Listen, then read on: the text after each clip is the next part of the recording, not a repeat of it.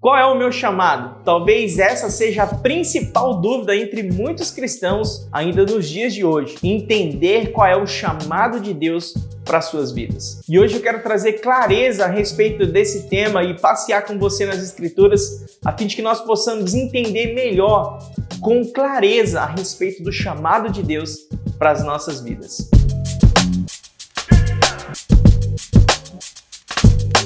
Fala galera, John Leno aqui para mais um vídeo nesse canal. Se você é novo por aqui, seja muito bem-vindo. Para mim é uma alegria, uma satisfação receber você aqui. Então eu quero pedir já para você se inscrever no nosso canal, ativar as notificações, assim o YouTube te entrega esse conteúdo todas as vezes que a gente publicar algo novo por aqui. Vamos lá para o conteúdo desse vídeo. É muito comum a gente ficar com dúvida em relação ao chamado que Deus tem para as nossas vidas. Muita gente fica confusa por não saber qual é o chamado de Deus para a sua vida. E essa dúvida acontece principalmente entre os jovens, e eu acredito que o principal motivo que gera essa dúvida é a falta de clareza, é a falta de conhecimento dos textos bíblicos que aborda sobre esse assunto. Eu também já tive muita dúvida em relação qual seria o chamado de Deus para minha vida, e eu lembro de passar por um período assim de crise mesmo, porque eu não conseguia entender qual era o chamado que Deus tinha para minha vida. E isso aconteceu bem naquela época que a banda 4x1 lançou aquela canção, Eu Tenho um Chamado. Foi sucesso naquele período, e aí todas as vezes que eu ouvia essa canção, eu ficava me perguntando qual é o chamado de Deus para minha vida. Será que você tem essa mesma dúvida? Será que ainda você não entendeu qual é o chamado de Deus para sua vida? Vem comigo que a gente vai debruçar sobre esse assunto. A palavra chamado e vocação, ela tem o mesmo significado nas Escrituras. Todas as vezes que nós vamos encontrar essas palavras, chamado ou vocação nas Escrituras, elas estão se referindo ao momento em que Deus nos chama para um relacionamento com Ele, como também os meios que Ele usa para chamar pessoas pecadoras para esse relacionamento íntimo com Ele. E eu quero ler com vocês Romanos do capítulo 8, os versículos 29 ao 30, diz assim: Pois aquele que de antemão conheceu também os predestinou para serem conformes à imagem de seu Filho, a fim de que ele seja o primogênito entre muitos irmãos. E o versículo 30 diz assim: E aos que predestinou também o chamou, e aos que chamou também o justificou, aos que justificou também glorificou. Veja só ainda 1 Coríntios no capítulo 1, o versículo 2. Paulo diz assim à igreja de Corinto: A igreja de Deus que está em Corinto, aos santificados em Cristo Jesus e chamados para serem santos juntamente com todos os crentes em toda parte, invocam o nome de nosso Senhor Jesus Cristo e Senhor deles e nosso. A primeira coisa que você precisa entender em relação ao chamado é que, primeiramente, Deus nos chama para um relacionamento de intimidade com Ele.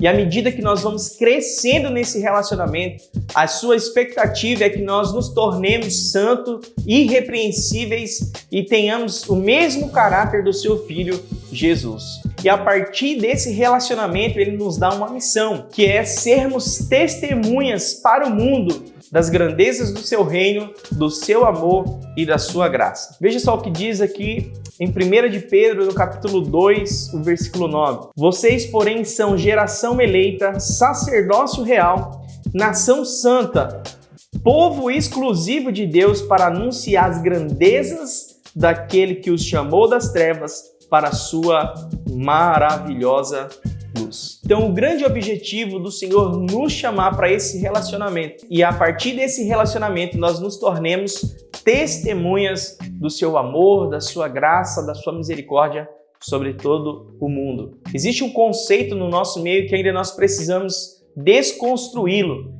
que é uma dicotomia que separa sagrado e secular.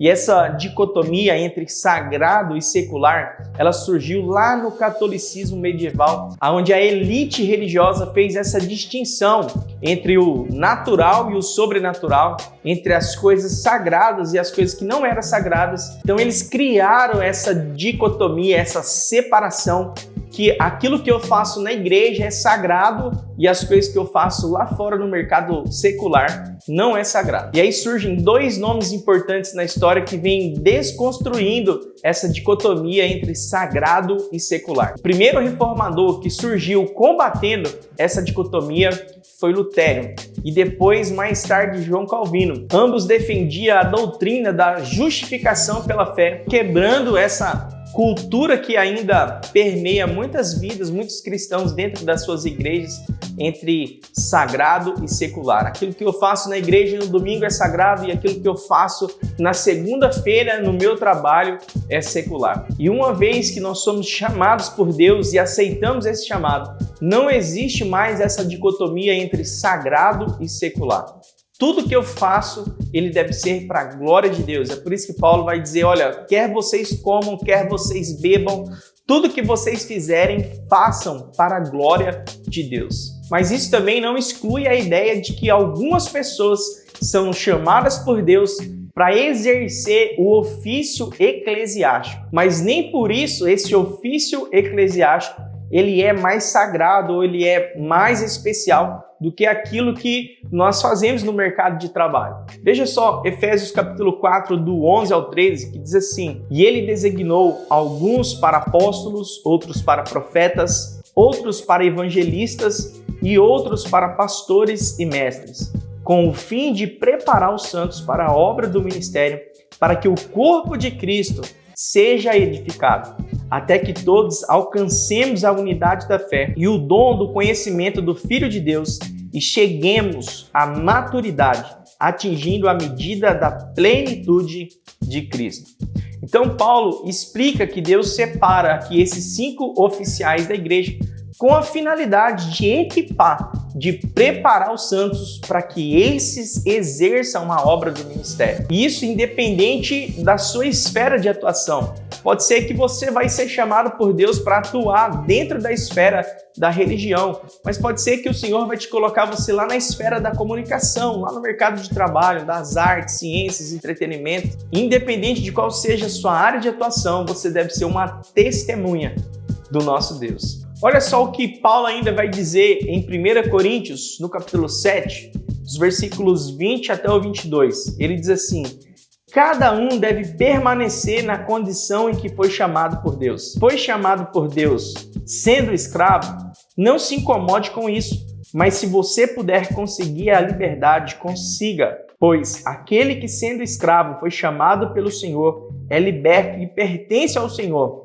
Semelhantemente, aquele que era livre, quando foi chamado, é escravo de Cristo. Então aqui a gente vê Paulo se dirigindo a uma classe de irmãos que foi chamado pelo Senhor na condição de escravos. E Paulo está dizendo, olha, vocês não precisam se preocupar no fato de vocês serem escravos, mas eles precisavam servir agora o seu dono, o seu Senhor, como se eles estivessem servindo o próprio Deus. E assim eles seriam testemunhas da grandeza do nosso Deus. Então, para finalizar tudo que eu mencionei aqui nesse vídeo com vocês, entenda que o Senhor nos chama primeiramente para um relacionamento com Ele. E depois Ele nos dá uma missão. Mas não é possível realizar essa missão sem esse relacionamento. Perceba que o Senhor Jesus diz que nos últimos dias muitas pessoas vão chegar para Ele e vai falar: Mestre, em Teu nome nós expulsamos demônios, nós curamos os enfermos, nós proclamamos o Evangelho. E o Senhor vai dizer para eles: Apartai-vos de mim, porque eu não vos conheço.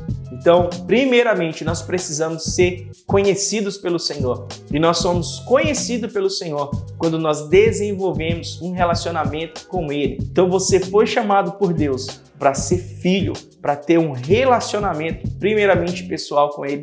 E aí sim, depois, a partir desse lugar de relacionamento, você se torna uma testemunha, independente da sua esfera de atuação, seja na área eclesiástica ou então seja na sua esfera lá no mercado de trabalho. Gente, eu espero que esse vídeo tenha trago luz e clareza sobre esse tema, que muitas vezes gera dúvida no nosso coração, que você entenda que você foi chamado por Deus para ser uma testemunha. E aí o Senhor nos equipa com os dons do Espírito que você deve buscar com diligência a fim de edificar o corpo do Senhor e proclamar as grandezas do seu reino. Antes de me despedir de vocês, eu quero perguntar se alguém aqui que está assistindo esse vídeo tinha dúvida de qual era o seu chamado. Se você tinha, escreve aqui no comentário, que eu vou ficar muito feliz de ler esse comentário.